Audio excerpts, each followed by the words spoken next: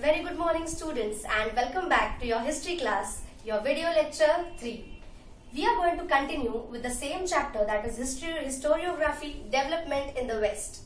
In this chapter children, we have studied about the different methods of studying history. We have studied about the different disciplines, the methods of various disciplines, that is we have studied about epigraphy, numismatics, that is the study of coins, and many other methods. In the last lecture, we also studied about the notable scholars like Voltaire, like Karl Marx, and the most famous class theory of Karl Marx. Very interesting it was, right? Now, this lecture is also going to give you a lot of new information, and without any more further explanation or without increasing your curiosity, I would like to start with the lecture. In this lecture, children, we are going to study about 3 important developments that happened in historiography.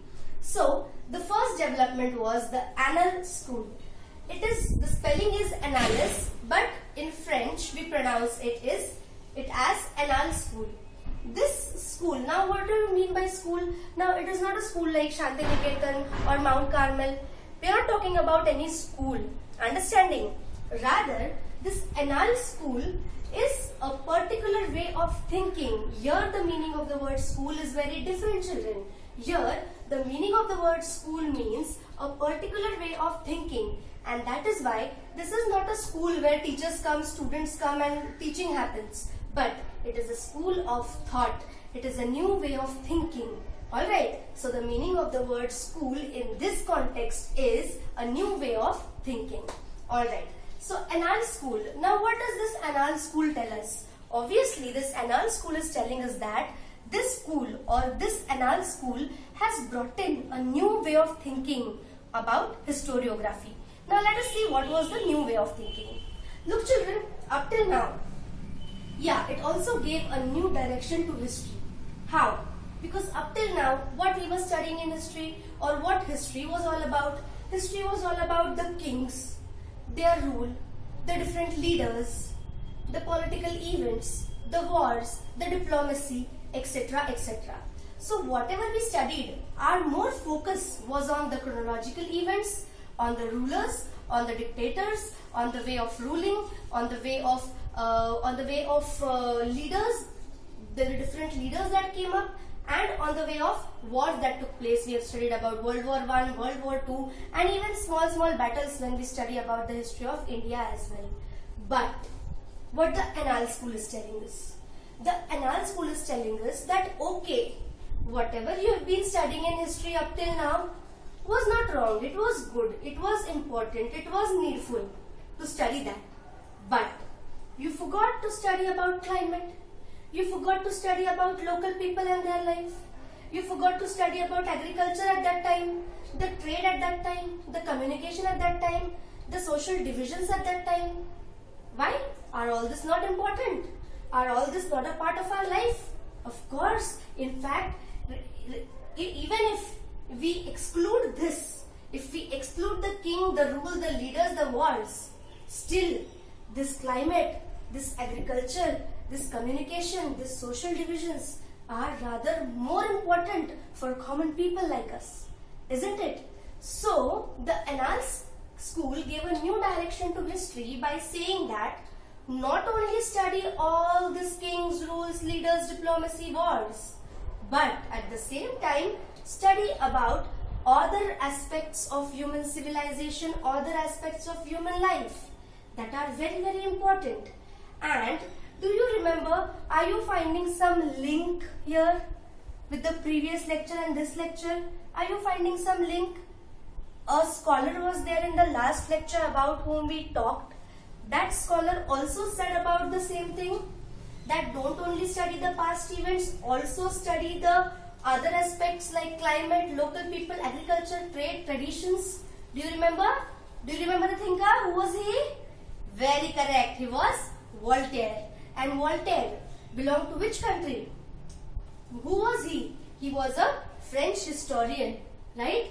And this school is also started by French historians. This new type of thinking is started by whom? French historians. So children, here we get a link that what Voltaire was telling us, what Voltaire was telling that also focus on the other aspects of human life. Later on, this thought of Voltaire gave rise to a new school of thinking that is called as the Annales school.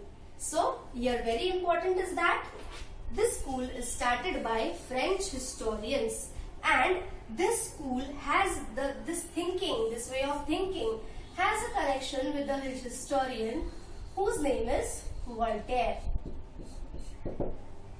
Very clear? Of course. Now let's move on to the next part, feminist historiography. Now see, what about feminist historiography? The word feminist, what does it tell us? What does it suggest? Yeah, it suggests something that is related to the females, the women. Now what is this feminist historiography is all about? What do you think? Can you make a guess?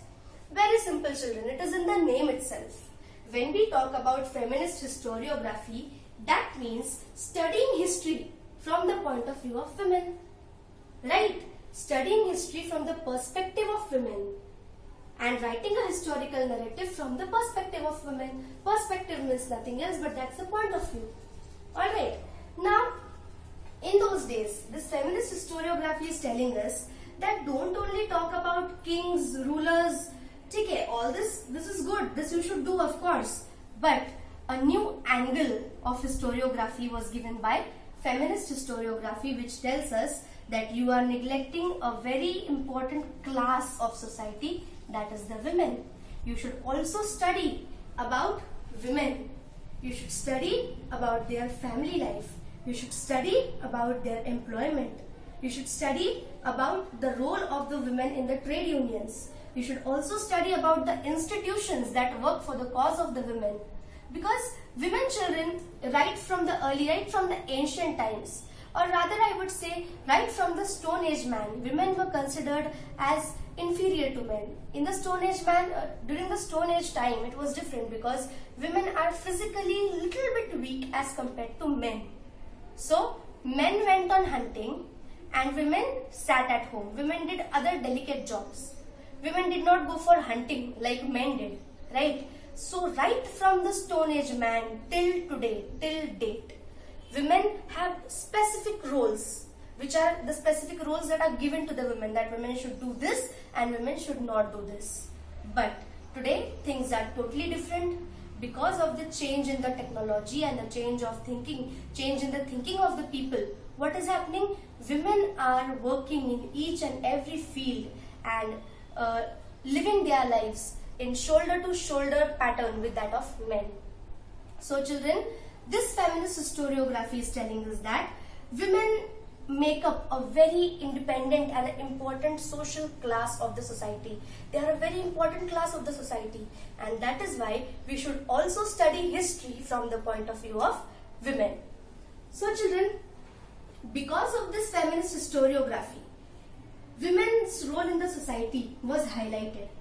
Women's role in the society, I repeat, was highlighted, and women were given importance, and the different aspect of a life of women was also given a place in historical study. This is all about feminist historiography. Again, one more thing. Who was the pioneer? Pioneer means a person who starts a new thing is called as a pioneer. So here we have Simone de Beauvoir. Simone de Beauvoir was a French historian who was the pioneer. That means a person who started writing about feminist historiography. One more thing over here, children.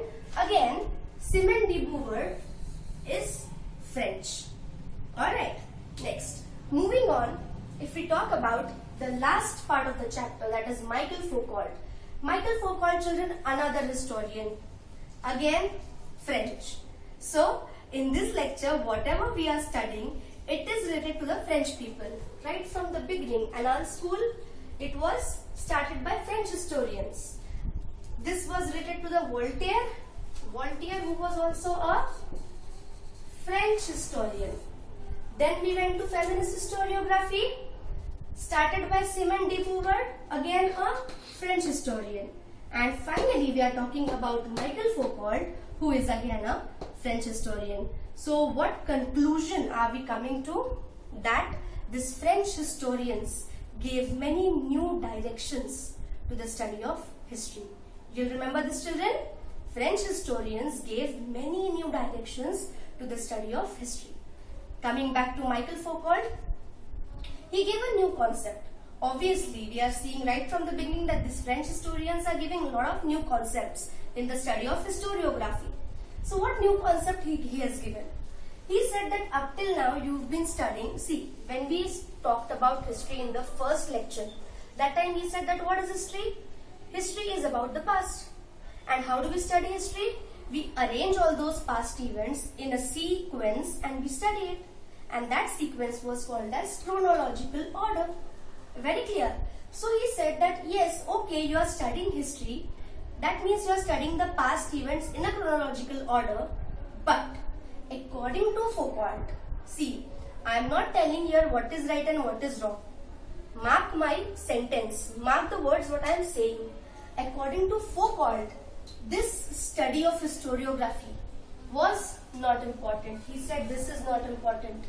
Studying plain history in a chronological order, he said it is not important. Then what is important?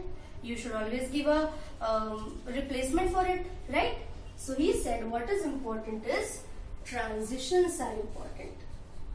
Transitions are very, very important. Now what do you mean by this word transitions? Transition means, children, a change. See, I've told you about revolution. Revolution and transition is a very different thing. Revolution means a change that occurs, it's a very big change. But transition, it occurs just from going from one phase to another, then going from one phase to another, then going from one phase to another is what is called as transition. I'll give you a small example of transition. See, children, man began his evolution with the Stone Age. Why we call that age as Stone Age? Because whatever equipments, weapons, tools man was using, that in those days was made up of stones, right? That is why we call this age as Stone Age. But later on, when man discovered different metals, right, then man started creating his equipments with the help of the metal bronze. So after Stone Age, the next age that came is called as Bronze Age. Alright, after that man discovered iron, and then whatever equipments were made by man, whatever tools were used by man, they were made up of iron, and so we call the age as Iron Age. So this transition from Stone Age changes to Bronze Age, changes to Iron Age, this is called as a transition in history. And Michel Foucault said that studying these transitions is very, very important when you study history. And this new method of studying the transitions rather than studying the events is called as archaeology of knowledge. He gave a name to this new method, and this name was archaeology of knowledge. Later on, he wrote a book, and the title of his book was also archaeology of knowledge. So this is how, children, different notable scholars came. They gave us different ways of studying historiography. One more important thing that we saw in this lecture was that especially the French historians, they gave us many new ways of studying historiography. So because of all this, what happened? Because of all these different scholars coming up with their new methods, new techniques, new ways, new concepts, new theories, because of this, what happened? The scope of historiography went on expanding, and these days history of every subject, of various subjects, history of literature is studied, history of painting is studied, history of architecture is studied, history of music, history of dance, history of drama, and various other subjects. History is studied, and the historical research on various subjects are carried out. So children, here we finish with this chapter, historiography development in the West, and now I'll give you some revision questions. Please get ready with your notebook. So, the questions of this video lecture are, the first question, please note it down, children.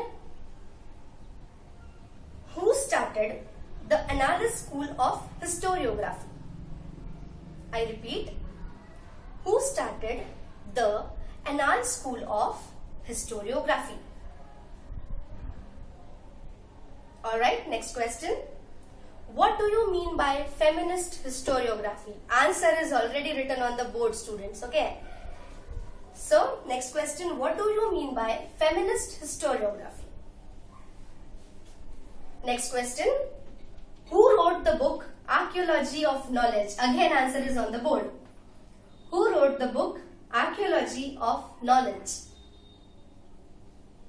And last question.